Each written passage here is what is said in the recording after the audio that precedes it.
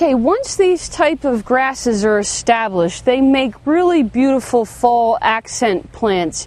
You can see these gorgeous gold plumes here that will stay on the plant in the winter time, and once the grass goes dormant, all these green needle-like leaves here will turn tan and be quite lovely. And then in the winter, or come spring, you can actually trim them back. But because we're dividing this plant now, we're going to do a little bit of disbudding. And I'd like to save some of these plumes, so I'm going to trim them back with my bypass pruners that I have here. And I'm going to save them for a flower arrangement that I've been working on. They'll hold up really well.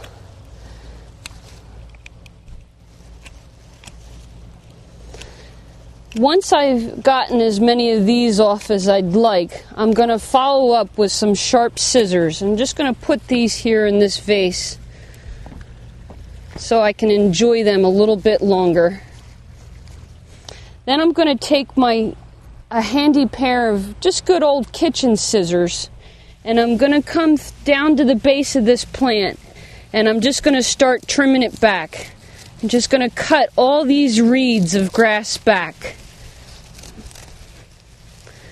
We do this to help reduce shock to the plant. We want the plant to send its energy to the roots and not so much to the leaves and to the flower heads that are on it right now. So I'm going to take it all the way back in half. And as I'm going, if I find anything that might be an old spent brown bloom from where it got dried out, I'm just going to groom them out as well. And I kind of take my fingers and I rake the plant with my hand. And I'm going to continue cutting it back. It's a fairly large plant, and it got a little too crowded planted next to the sedum here. So we're going to cut it in half and move it and get it into another part in the garden.